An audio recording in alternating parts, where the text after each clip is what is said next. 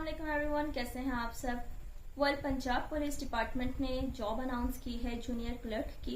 तो इस वीडियो में मैं आप लोगों को उसकी सारी डिस्क्रिप्शन बता दूंगी कि उसकी टोटल सीट्स कितनी हैं, उन्होंने किस तरह से उसकी रिवीजन की है जो सीट्स हैं उनकी। इसके अलावा इसके डिजिग्नेशन रैंक क्या है, एलिजिबिलिटी क्राइटेरिया क्या है, जेंडर स्पेसिफाई किस तरह से इन्होंने किए हुए हैं, इसका जो टेस्ट है एमसीक्यू बेस्ड टेस्ट है उसमें क्या क्या सब्जेक्ट्स वगैरह इंक्लूडेड हैं। इसके अलावा इसकी प्लेस ऑफ पोस्टिंग, मतलब कहाँ कहाँ पे पोस्टिंग हो सकती है, जो जूनियर क्लर्क की है पोस्ट उसकी। इसके अलावा लास्ट में मैं आप लोगों को ये भी बता दूंगी कि अप्लाई किस तरह से करना है, उसका तरीका भी मैं आपको बता दूंगी। स्टार्ट करते हैं अपनी वीडियो को। सबसे पहले हम लोग सीट्स देखते हैं। टोटल सीट्स हम लोगों के पास 228 हैं, ठीक है। अब इसको इन्होंने 4 में डिवाइड किया हुआ है। पहला है ओपन मैरिट। ओपन मैरिट में 176 सीट्स हैं, सही है। सेकंड पे हमारे पास स्पेशल पर्सन है, स्पेशल पर्सन की 7 सीटें हैं। थर्ड नंबर पे इन्होंने किया हुआ है जो माइनॉरिटीज कोटा होता है उसकी 11 सीटें हैं। माइनॉरिटीज कोटा आप लोगों को पता है, जो क्रिश्चियनिटी है, हिंदुइज्म है, वो सब आ जाते हैं। विमेन कोटा है उसके 34 हैं। तो टोटल इस तरह ये सीट्स मिला के तो 228 सीट्स बन जाती हैं। अब अगर जेंडर स्पेसिफिकेशन की बात करते हैं तो जैसे मैंने आपको ओपन मैरिट की बात की है कि ओपन मैरिट में इन्होंने कोई जेंडर स्पेसिफाई नहीं किया हुआ। इसके अंदर मेल, फीमेल और जो ट्रांसजेंडर हैं तो सब अप्लाई कर सकते हैं। लेकिन इन्होंने जेंडर के साथ साथ एज स्पेसिफाई की हुई है कि जो मेल हैं वो 18 ईयर्स से 25 ईयर्स तक के अप्लाई कर सकते हैं और 5 साल उनकी रिलैक्सेशन है, यानी 30 साल तक जो मर्द हजरात हैं वो अप्लाई कर सकते हैं। और जो खवातीन हैं वो 18 साल से 25 साल की उनकी एज रेंज है, लेकिन उनको 8 साल की रिलैक्सेशन मिलके 33 साल की एज तक खवातीन अप्लाई कर सकती हैं। और जो ट्रांसजेंडर हैं उनका एज और सेक्स जो है, जो उनका कंटेंट है CNIC में, उसके अकॉर्डिंग ही डिसाइड होगा। उसके बाद हम रैंकिंग की बात करते हैं तो इसका 11वां स्केल है, ठीक है, गवर्नमेंट का, और ये रेगुलर बेसिस की जॉब है। एलिजिबिलिटी क्राइटेरिया कह लें या फिर इसकी क्वालिफिकेशन कह लें तो उसके लिए इन्होंने हम लोगों को दिए हुए हैं कि अगर तो FA या FSC है तो उसके लिए या तो आपके पास 4 मंथ का डिप्लोमा होना चाहिए कंप्यूटर में, ठीक है, या फिर आपने सर्टिफिकेट लिया हुआ हो MS ऑफिस का, मतलब वही कंप्यूटर का कोई भी आपके पास सर्टिफिकेट होना या डिप्लोमा होना जरूरी है, ठीक है। अगर ये है FA या FSC वालों के लिए, या फिर आपने ICS किया हुआ हो, सही है।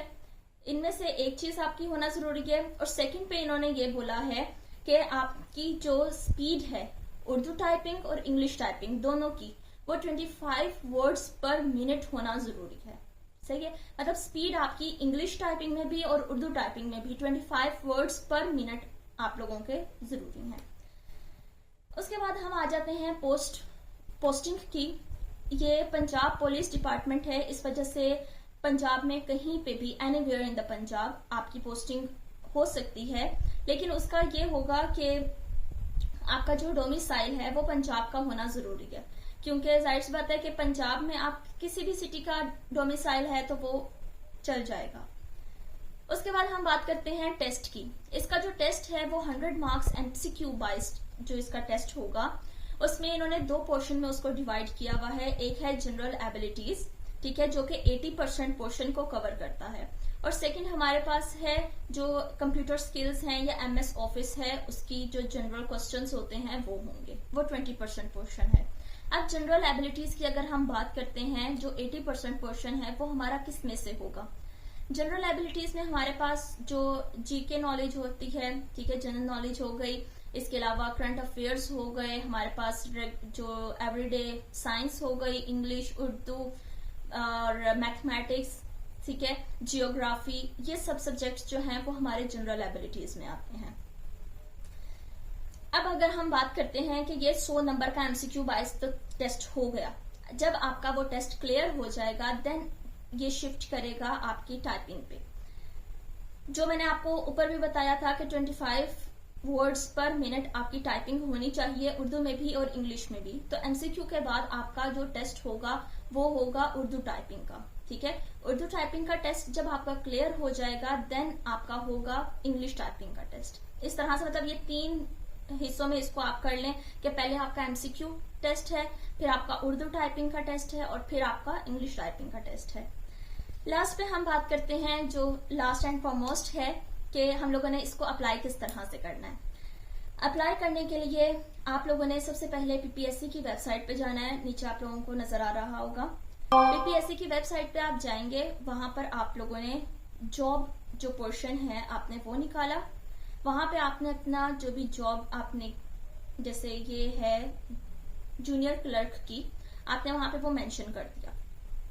उसको आपने सिलेक्ट करके अब आप ये देख रहे होंगे कि इन्होंने स्टेप बाय स्टेप सेट बताया हुआ है कि आपने किस तरह से अपनी कौन कौन सी इंफॉर्मेशन कौन कौन से पोर्शन में अपलोड करनी है। सबसे पहले हमारे पास पर्सनल प्रोफाइल आ जाती है। पर्सनल प्रोफाइल में आपकी पर्सनल इंफॉर्मेशन आ जाएगी, आपका नाम, आपका CNIC, फादर नेम एटसेट्रा, ठीक है। उसके बाद आपकी आती है फी पेमेंट। जो ये पीपीएससी की वेबसाइट से आप ये चालान सबमिट करवाएंगे, ठीक है, उसकी 600 फीस है। तो आप बैंक में आपका जाना जरूरी नहीं है, आप इजी पैसा भी कर सकते हैं, जैस कैश भी कर सकते हैं, उसका प्रॉब्लम नहीं है। तो यहाँ पे आपने अपनी फी पेमेंट जो है वो जो भी चालान होगा वो सबमिट करवाना होगा। देन हमारे पास इमेज अपलोडिंग है, वहां पे आपकी इमेज वगैरह अपलोड हो जाएंगी। ऑप्शन आपको दिए हुए होंगे सारा कुछ। क्वालिफिकेशन में आपके पास आ जाएगी कि भाई आपने ऊपर जैसे मैंने बताया कि ICS किया हुआ है या FA किया हुआ है, वो सारा कुछ उधर आ जाएगा। सर्विसेज में आपने बताना है कि आपकी कोई अगर पहले सर्विसेज आपने की हुई हैं तो आपने वो मेंशन कर देनी है। और लास्ट में आपके पास ऑप्शन आएगा फाइनल सबमिशन का, ठीक है। अब इसमें इन्होंने दिया हुआ है कि आपने अपने मिस्टेक्स वगैरह कोई भी नहीं होनी चाहिए, आपने अपना नाम, अपनी स्पेलिंग वगैरह सब कुछ करेक्ट करना है। और जब आपने वो अच्छे से एक दफा रीचेक कर लेना है तो फिर आपने उसको कंफर्म करके आपने अपना सबमिट करवा देना है। तो इस तरह से आप लोगों की फाइनल सबमिशन हो जाएगी। और अगर आप लोगों ने ऑनलाइन करवाना है, अप्लाई करवाना है, तो मैं नंबर भी यहाँ पर गिवन कर रही हूँ, तो यहाँ से आप लोग जो हैं उनको कांटेक्ट करके तो वो अप्लाई करवा सकते हैं। और जो पीपीएससी की वेबसाइट है वो मैं आप लोगों की आसानी के लिए डिस्क्रिप्शन में ऐड कर दूंगी, तो वहां से भी आप लोग आराम से जाके कर सकते हैं।